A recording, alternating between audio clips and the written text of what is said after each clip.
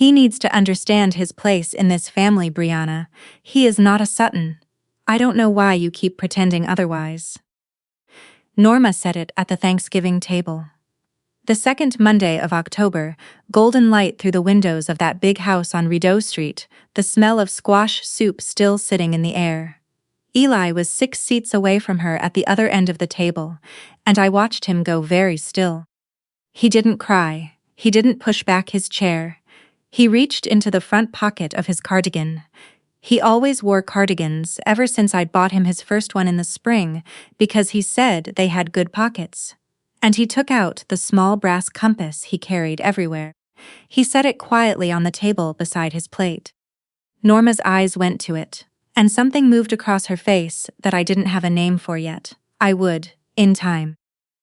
My name is Brianna Sutton. I'm 32 years old. I've lived in Kingston, Ontario my whole life, and what happened at that table is the reason nothing in my family will ever arrange itself back into the shape it was before.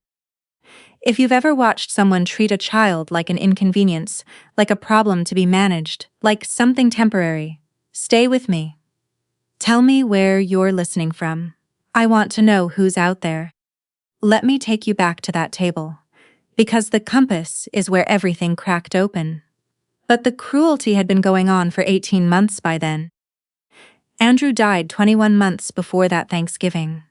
A cardiac arrhythmia. The doctors said it had probably been there for years, quiet and undetected, and then one morning, it wasn't quiet anymore. He was 34 years old. He was a firefighter with Kingston Fire and Rescue, and he loved his job the way some people love their faith, completely and without embarrassment. The city flagged the fire hall on the day of his funeral. I drove past it on the way to the cemetery and couldn't look at it directly. We hadn't been able to have children. We'd been trying for 3 years. After Andrew died, I stopped waiting for my life to move and went and found something to do with the grief. I got licensed for foster care. I took the courses, the home study, the interviews, the background checks, the long forms that ask you to explain your childhood, your finances, your whole self to a stranger across a government desk. In the spring, 14 months after Andrew died, a caseworker placed a quiet, watchful 6-year-old named Eli in my house, and I have not let go of him since. He was legally my son by November of that year. He calls me Mom without thinking about it. He knows which kitchen drawer has the batteries, and which step on the stairs creaks, and that I take my tea with milk, and no sugar. Norma had not adjusted.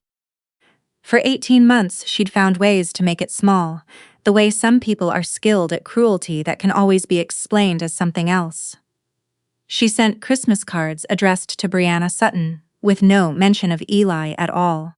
She flipped through the photo book I'd made of our first summer together, and her face would do something careful and closed when she reached the pages with Eli in them. She called him your boy, never his name, or the child, or sometimes just him, with a slight pause before it, the way you'd refer to a decision you thought was a mistake. I told myself she was grieving Andrew differently than I was. I told myself it would take time. I kept telling myself things that were easier than the truth, until the second Monday of October, when she said it out loud at the table, loud enough for Andrew's sister, Glenna, and Glenna's husband and Norma's friend Janet from the church committee to hear. He needs to understand his place in this family. He is not a Sutton. Eli reached for the compass. He'd had it since before I knew him. It was in the small green canvas bag of personal belongings the agency sent with him on his first day. A stuffed rabbit with one ear, a picture book about a bear with a worn spine, a bag of crayons, and the compass. It was old and brass, with a cracked face and a hinge that didn't close quite right. He carried it in his cardigan pocket almost every day. I'd asked about it early on, gently, the way you learn to ask children who've had difficult beginnings, leaving space for them to say nothing if they needed to. His first mom gave it to me, he said. He meant his birth mother. Her name was Viveka Strand, and she had died of ovarian cancer when Eli was 4 years old. I knew that from his file. I'd read it dozens of times. He said she gave it to him and told him to keep it safe. When he missed her, he held it, and it helped. I didn't ask to hold it. I'd learned quickly that the compass was Eli's closed door, and I didn't push on it. At the Thanksgiving table, he opened it himself. He set it beside his plate and looked down at the tablecloth and didn't say a word. But Norma was staring at that compass the way you stare at something that shouldn't be in the room. Her wineglass had stopped halfway to her mouth. Her eyes moved from the compass to Eli to the compass again, and then she looked at her plate and didn't say another word for the rest of the meal. I watched Glenna watch Norma from across the table.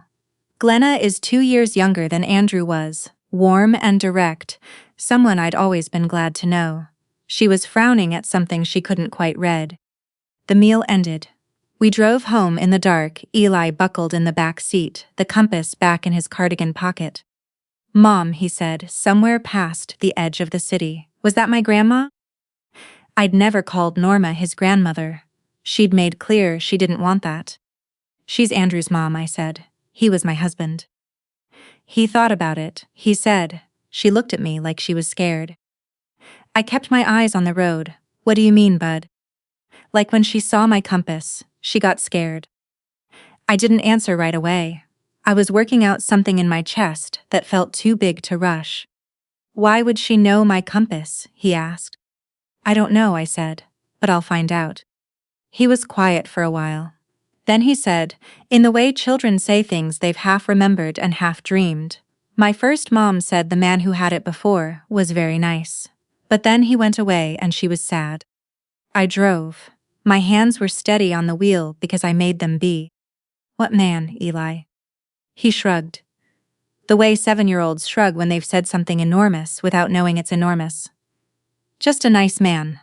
I don't know his name." I said, "That's okay, thank you for telling me." We didn't talk the rest of the way home. I got him into bed. I read 2 pages of the book we were working through, a story about a lighthouse keeper and a boy who finds a shipwrecked boat. When I came back to the kitchen and sat down alone, I could still see it.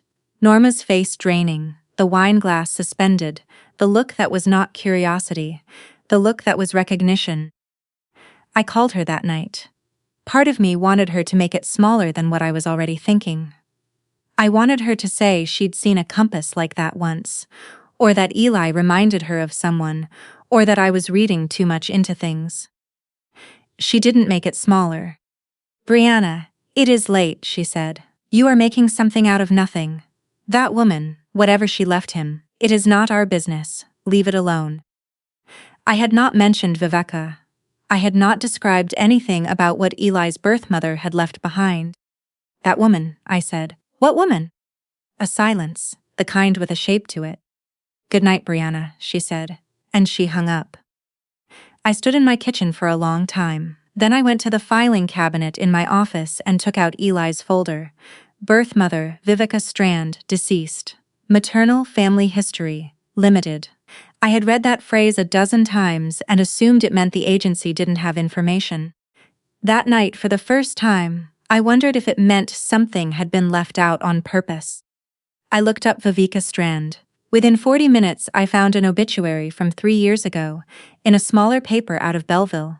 It said she was survived by her son Eli and her sister, Deirdre Strand, of Trenton, Ontario. I read it twice. Then I sat very still with the phone in my hand. Deirdre, a sister. Eli had family he didn't know about, an hour and a half away, and somewhere in the story of a woman named Viveka and an old brass compass, there was an answer to why Norma had gone pale at a dinner table in October. I found Deirdre through the funeral home listed in the obituary, and a message I kept deliberately short. I had adopted Viveka's son. I was trying to fill in some of his history. Would she be willing to talk? She called back the same evening. Her voice was dry and measured, an older woman who'd stopped being surprised by things. "You'd better come in person," she said. "There's more to this than fits over the phone." I asked my neighbor Marion, a retired teacher 2 doors down, who Eli thought was the funniest person alive, to take him for a Saturday, and I drove the hour and a half south to Trenton on a gray November morning. Deirdre lived in a small white house near the water. She was on the porch when I pulled up, a woman of about 60 in a heavy wool coat, watching me come up the walk with an expression I couldn't read until I got close. Then I understood it. She was studying my face, looking for something. "You have his coloring," she said. "Your husband's. I wasn't sure if you would." I had not told her I was Andrew's widow. I had only said I was Eli's mother. I asked her how she knew about Andrew. She said, "Come inside. This is going to take a while." At her kitchen table, with tea between us, Deirdre told me the story. It was sadder and more ordinary than I'd expected, the way the worst secrets usually are once you reach the bottom of them. Andrew and Viveka had been together for nearly 2 years. They were serious, they were good together. Andrew wanted to move in with her. Then Norma got involved. She didn't think Viveka was suitable. The wrong family, not enough money, not the life Norma had mapped out for her son. She wore Andrew down the way patient people do. Phone calls 3 times a week, showing up at his apartment, tears, and the specific guilt of being someone's only parent. My sister said every time Andrew came back from seeing his mother, there was a little less of him there. He ended things in March. He told Viveka it wasn't working. He didn't mention his mother. Deirdre set her mug down. He didn't know she was pregnant. She found out after. She wrote to the last address she had for him and never heard back. Deirdre paused. She believed the letter hadn't reached him. She said it plainly, without drama, the way you say things you've long suspected and can't prove. Viveka had Eli alone. When she got sick and understood she was running out of time, she made arrangements, and she gave Eli the compass. "That compass was Andrew's," Deirdre said. "He gave it to my sister in the first year they were together. It had been his father's. She kept it after he left. When she knew she was dying, she cleaned it up and pressed it into Eli's hands. She told him it belonged to his father, and that someday when he was older, he would understand." I sat with my hands around my mug and did the arithmetic slowly, in small pieces, the way you do when a number is too large to look at directly. Andrew and Viveka, Eli. Andrew was Eli's father. The child I had adopted out of grief for my husband. The boy who ate breakfast at my table every morning and left his shoes sideways by the front door and fell asleep to lighthouse keeper stories, was Andrew's biological son. And Norma had sat across from him at a Thanksgiving table and called him not a Sutton. She knew, I said, Norma. She knew who Eli was. Deirdre looked at me steadily. She found out, she said. Viveka wrote to her directly, near the end, not asking for anything for herself, just asking Norma to tell Andrew he had a son. Norma never told him, and she never wrote back to my sister. The kitchen was very quiet. I could hear the bay through the window. "She's been cold to him for 18 months, I said, knowing all of it. Deirdre held my gaze. She called him not a Sutton. He is the only blood grandchild she has left, the only thing remaining of her son. I drove home in the dark and missed my exit, something I had not done once in 12 years of that drive. I was retracing 18 months with a different light behind them. Every small exclusion rearranged itself as I went. The Christmas cards with only my name. The photo books she flipped through too fast. Your boy. The child. A grandmother looking at the only piece of her dead son still walking around in the world, and choose, over and over, to look away. She hadn't been cold to a stranger. She'd been cold to Andrew's child, because a living 7-year-old boy in her family's kitchen was the proof she couldn't explain away. Proof that the choice she'd made 20 years ago, intercepting a letter, staying silent, had cost her son a child he never knew existed.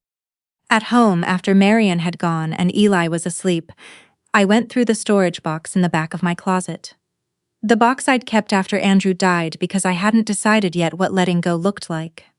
Letters, a few photographs, his father's watch. And at the bottom, in an envelope I'd never opened because it felt private, a stack of cards. Birthday cards, mostly. Some notes. Near the bottom on pale blue notepaper I didn't recognize, a single card with no envelope. I know you'll make the right choice, it said. She is not the kind of woman who can give you the life you deserve. I am only asking you to see clearly. With love, Mom. The date. March. The year Andrew ended things with Viveka. Under it, folded once, a page in Andrew's handwriting, a draft he'd never sent. It started, "I think I made a mistake. I think I let her talk me into something." And then it stopped. Mid-sentence, as though he'd put it away and never quite found the right moment to pick it back up. Andrew had known something was wrong. He just hadn't known how to find his way back through it. The Kingston Fire and Rescue Service was holding a tribute dinner in early December, an annual fundraiser, that year dedicated in part to the crew members they'd lost, Andrew among them. Norma was on the organizing committee. She'd been calling it Andrew's Night for months. She rang me 2 weeks before it. She hoped I'd come, she said. It would mean a great deal to the crew. Andrew would have wanted the family present. I said I'd be there. She said, in a voice that was very deliberate. It might be better to leave Eli with Marion. It's a late evening, it's mostly adults. You understand. I understood. I just didn't agree. The dinner was in the fire hall meeting hall on Division Street. Folding tables, a podium, a projector cycling through photographs. Andrew in his gear, Andrew at some summer barbecue squinting into the light, Andrew at 18 looking too young for the world he was about to grow into. There was a plaque going up in his name, a memorial fund for firefighters' families. The whole room smelled of coffee and winter coats still cold from outside. I arrived with Eli's hand in mine. The compass was in my coat pocket, the real one, which I'd asked Eli if I could borrow for the evening. He'd held it for a moment and looked at it, thinking, and then he'd pressed it into my palm and said, "Bring it back." "I will," I told him, "I promise." Norma saw us the moment we came through the door. I watched her face do the thing I'd learned. The careful stillness, the decision happening somewhere behind her eyes. She crossed toward me and said my name in a low, warning voice, and I smiled at her the way you smile at someone you're finished arguing with. "I'm so glad we could be here for Andrew's night," I said. She looked at Eli. He was looking up at the projector screen, at the rotating images of a man he would only ever know secondhand. Her jaw tightened. "He'll want to leave early, Brianna. Children don't have the patience for—" "Eli," I said quietly, "come here a moment." He came. I crouched down to his level. "There's someone you should hear about tonight," I said. "A firefighter named Andrew. He was very brave. And he was your dad." Eli looked at me steadily. "My dad?" "Yes." He turned and looked up at the photograph on the screen. He studied it for a while. Then he said, "He looks kind." "He was," I said. I straightened. Norma had gone perfectly still. I didn't make a speech. I had told myself I wouldn't, and I held to that. What I did was wait, through the fire chief's warm tribute, through the applause for the plaque, through the moment the chief said, voice steady and true, Andrew Sutton was the kind of man who never left someone behind. The room was full of people who believed that completely. I had believed it too, before I understood what had been taken from him without his knowledge. When people began to move and talk, I walked over to where Norma stood near the photo table with Janet and 2 women from the committee. I set the compass on the white tablecloth in front of her. Beside it I placed Andrew's unfinished letter, the draft that began, "I think I made a mistake." I said it quietly, so only the small circle around us could hear. This compass was Andrew's. He gave it to a woman named Vivica Strand. She gave it to their son before she died. And Andrew spent the last years of his life not knowing he had a child because you made that decision for him. Norma looked at the compass. She looked at the letter in Andrew's handwriting. She looked at Eli, who had followed me and was standing at my side, holding the cuff of my coat. Janet said something I didn't catch, a murmur. One of the committee women stepped back slightly. The fire chief, standing close enough to hear, had gone quiet. "He never knew," I said. "You let him die not knowing. And for 18 months you sat across from his son and called him not a Sutton." I didn't raise my voice once. I had learned, from watching a 7-year-old set a compass on a plate at a dinner table, that you could say very large things without making them loud. Norma reached out and put 2 fingers on the edge of the compass. Her hand stopped there. Something crossed her face. Not the careful blankness I'd watched for 18 months, but something older and worse, the face of someone who has finally run out of road. Say his name, I said, just once. You know it. The room had settled into that particular silence, the kind where everyone is pretending not to listen and no one is managing it. Norma's mouth opened. She looked at Eli. He looked back at her, steady and patient, the way children are, sometimes when they're waiting to see what the adults around them will decide to do. Eli, she said, it was almost nothing, barely a sound. It was the first time. I know because I had been listening for it for 18 months. Eli considered her for a moment. Then he said hi. The way a 7-year-old says hi to a stranger at a community event. Politely. Without particular feeling. He had already sorted out where home was, and she was not yet part of the map. I picked up the compass and put it back in my coat pocket. I took Eli's hand. We walked out into the December cold together, and I held the door for him, and we went to the car. In the back seat, he buckled himself in and sat looking out at the lit-up front of the fire hall. Is she going to be sad? He asked. I think so, I said. He thought about this with the seriousness he brought to most things. Is that okay? I pulled out of the parking lot. I said, I think it's the right kind of sad, the kind that comes from having done something wrong and having to feel it for the first time. He seemed to accept that. We drove. The tribute dinner is not something most people in that room speak about directly. But things shifted. The fire chief called 2 days later, not to comment on what had happened exactly, but to mention that Andrew had spoken to him once, years ago, about a relationship that had ended badly, a woman he'd lost touch with and couldn't find. The chief had always thought there was more to that story. He said it and then didn't say anything else. He didn't need to. Norma went quiet for 6 weeks. When she called again, it was to ask whether she could send Eli a Christmas present. I said yes. She sent a book about rocks and minerals, carefully wrapped, with a card that said to Eli, from Norma. She had not signed it, Grandma. I didn't push it. That was something the two of them would have to find their way toward, if they ever decided to. Glenna came by in January. She sat at my kitchen table with both hands around her mug and she said, I always thought something had happened before you. Andrew was different that spring after whatever it was. I never knew what. She looked at me across the table. I wish he'd told me. I do too, I said. She cried quietly, the unsentimental way of someone who's been carrying grief for a long time and has gotten efficient at it. I passed the box of tissues from the counter. We sat together for a while without saying much else. She comes for dinner once a month now.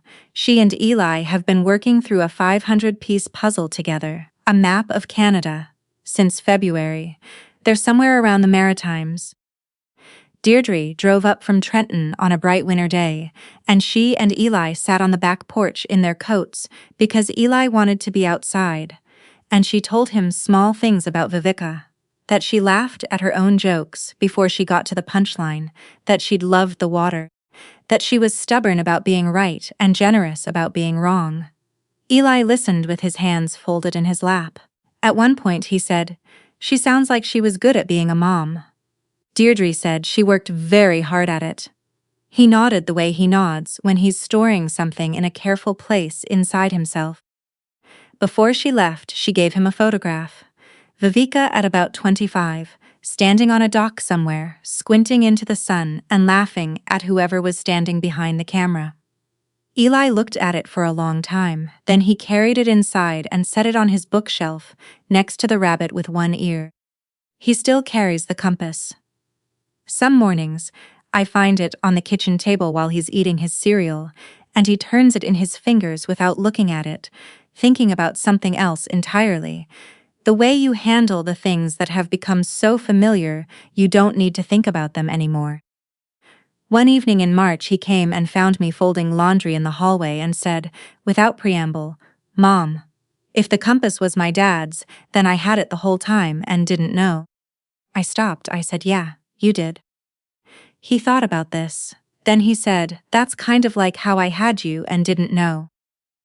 I looked at him. He looked at me. Perfectly matter of fact, the way he is when he's arrived at something true without quite realizing it's large. Yeah, I said. I guess it is exactly like that. He went back to his room.